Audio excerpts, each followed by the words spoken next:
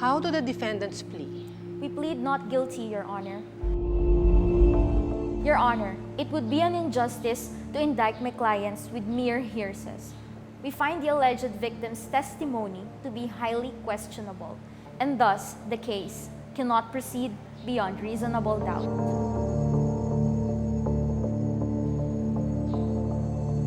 Hindi masusukat ng isang pagkakamali ang kagustuhan ng aking mga kliyente na magsilbi sa ating bayan. Matapang nilang hinaharap ang kaaway ng gobyerno para tayo ay makatulog ng mahimbing. Nanumpa sila sa ating konstitusyon na magsilbi ng may dangal at katapatan. Hindi nila magagawa ang mga paratang sa kanila. Ang walang habas na paggampan sa kanilang tungkulin ay nagpapatunay ng kanilang serbisyo at dedikasyon sa kanilang bayan at mamamayan nito.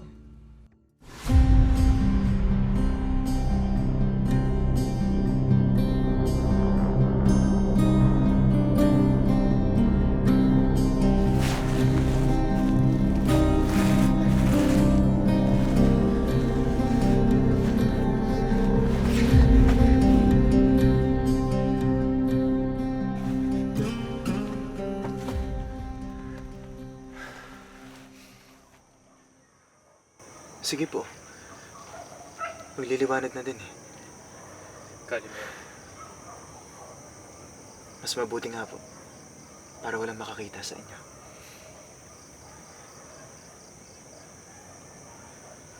Tagay!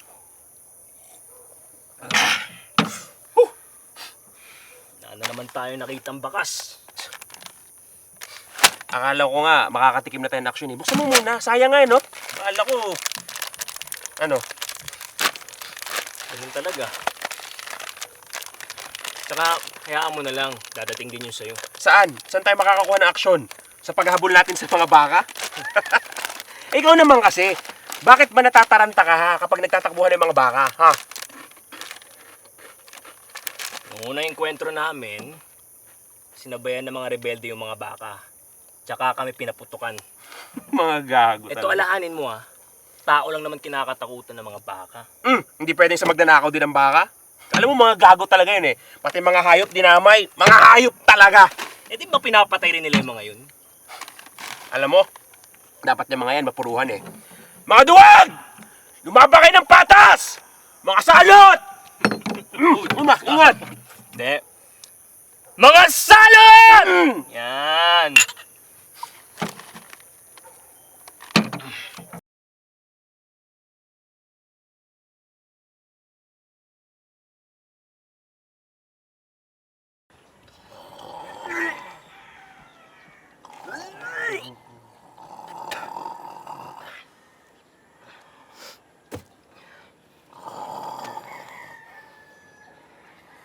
Marty! Marty! Uy! Marty! Gising ka na, tanghali na. Ano ba? Ang sakit ng ulo ko eh. Ikaw kasi sabi sa'yo, dahan-dahan tayo eh. Ikaw naman yung kumukuha lagi ng tagay, di ba? Ano na? Kap! Mukhang naparami tayo kagabi ah. Kap! Oo nga po eh. Mamaya, sama ka sa amin. Isa pa tayo. Tama-tama para sa hangover. Paghayan natin ulit yan. Meron pa dito ka, bago Oo nga, Kap. Ngayon na. Simulan natin. Joel!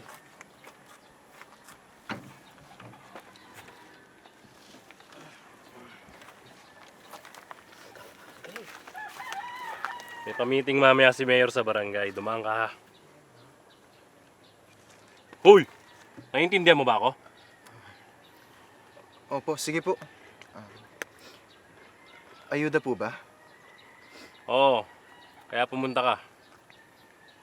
Makukuha po ba ng buo o bawas? Tignan mo tong bastos na to! Kap! Ayaw mo na yan, Kap. Bali ka. Ano, Kap? Kap! Kalma ka na. Mamaya.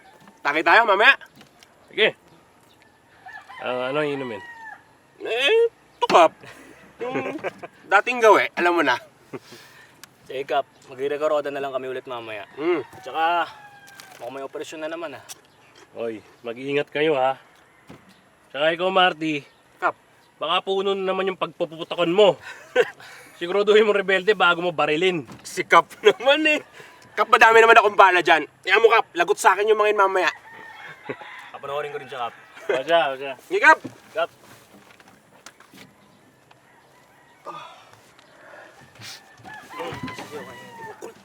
Ako pa yung sasabihan mo ng ganyan.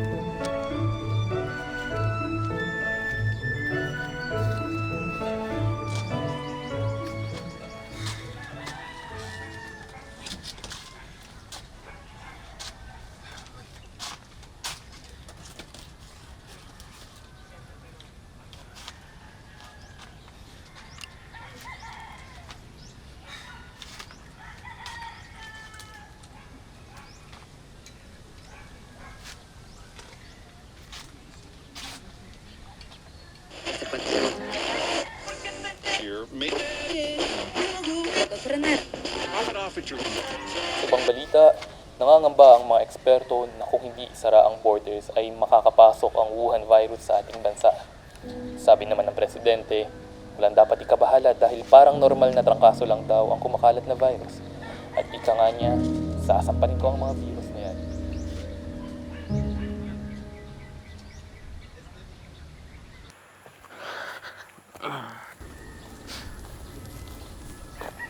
At mamaya, mag-ano naman tayo, shot na naman tayo. O baka makita natin si Kap mamaya. Pupunta ba si Kap? Oo nga, sabi niya eh.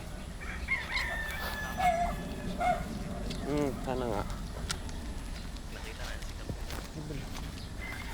Hoy! Baliw! Kamusta, Limon? Kamusta tayo sa bukid? Siguro nandiyan yung mga kaibigan natin, no? Ano? Bingi ka na din? Ha?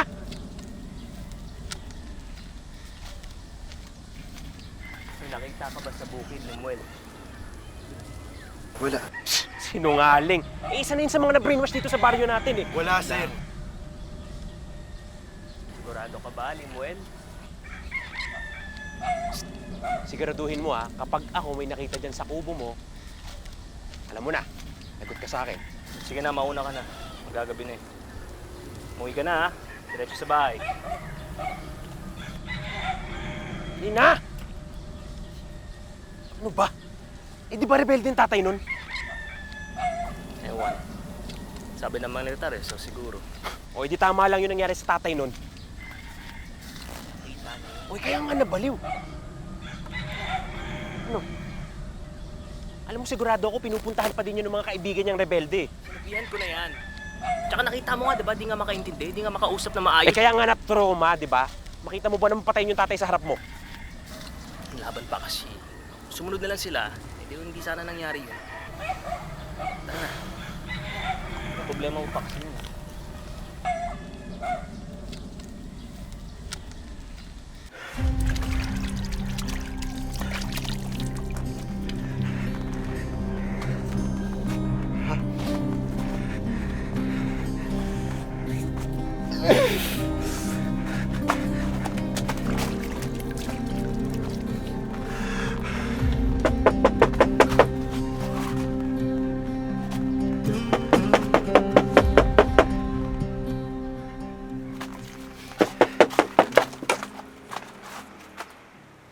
O, may mag-ooperasyon.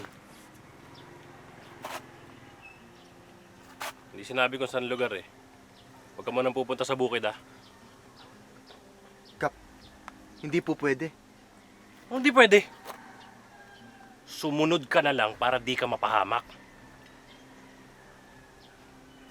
Naiintindihan mo? Huwag ka nang makulit para di ka matulad sa tatay mo.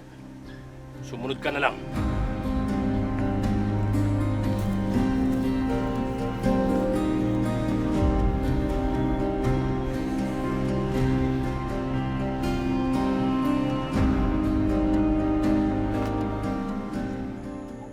Makapagsimula ng maaga. Kaya ka na naman. Bilisan mo na. Hindi ka na naman magigising mamaya umaga. Wari ka pang ayaw mo eh. Ay, naku.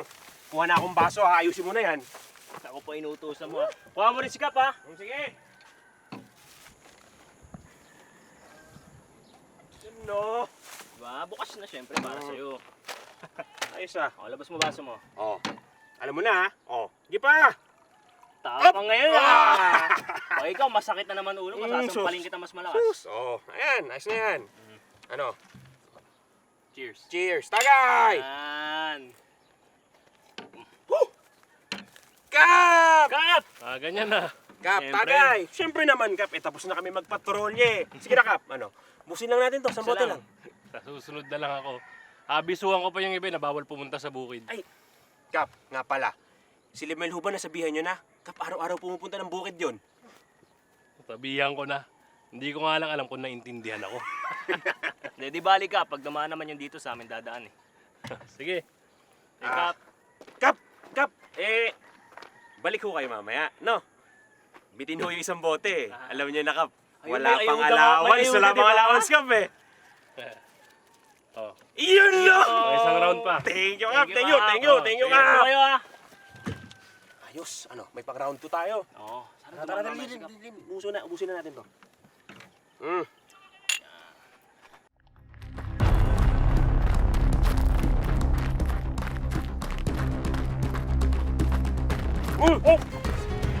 Saan ka mapupunta? Yung ani ko, mababasa na.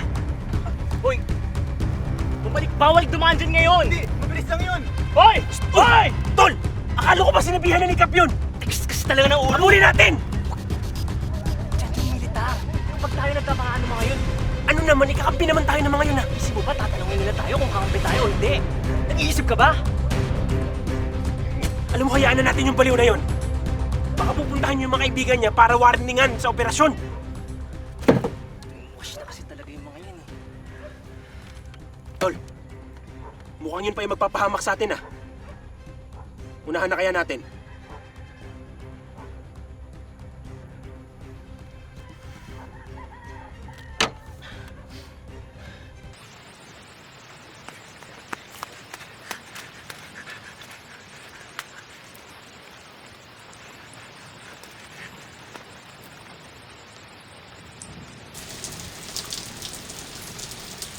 Gusto mo?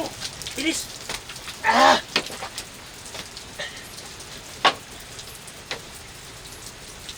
Sabi naman salita pa, ninabol natin yun, eh. Yan ang magagawa natin. Wala na tayo dun, di ba?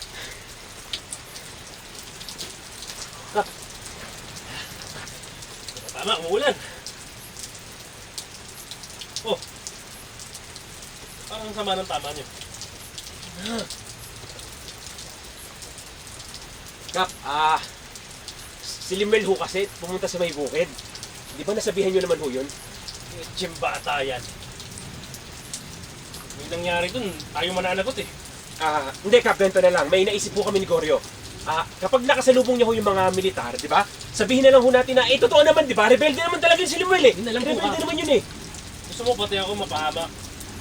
Ang tagal na nagtatanong ng mga yun eh. Hindi ako nagsasabi sa kanila. Kasi Kap, wala po tayong pruweba. Totoo naman po talaga may mga rebelde sa baryo natin eh. Ano po magagawa ng mga tao? Kakatukin sila mismo ng mga armadong tao sa bahay nila. Kap, sige! Hoy! Di ba sabi ko sa'yo, huwag kang lalabas ng baryo? Uy! Ano ba? Ano, ba't kasi ang kulit mo? Gusto mo bang matulad sa tatay mo? Tatay ko dinadamay nyo. Hindi nyo balang alam yung hirap ng mga magsasaka. Nakakarampot na lang yung ani namin. Nababasa pa. Hindi ka ba marunong sumunod sa otoridad, ha? Pag sinabi ni Kap namin na bawal, bawal dapat, di ba? Ang lalakas nyo. Nag-iinom lang kayo habang nagtatrabaho.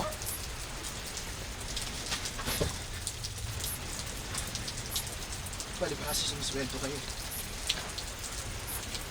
Tsaka nangungurakot. Gago to ah! Ano ba? Talagang may pagkabastos ka! Yan ang natututunan mo sa mga rebelde. Ano gusto niyo ituro? Magkurakot? Mag-imong?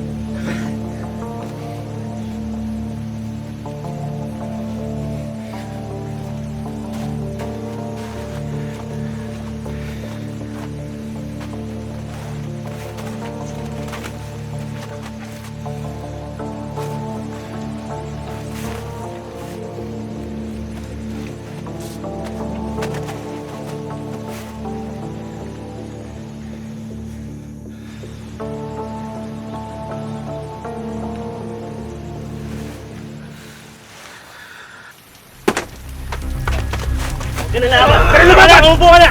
Umupo ka na! Lumalaban eh! Lumalaban!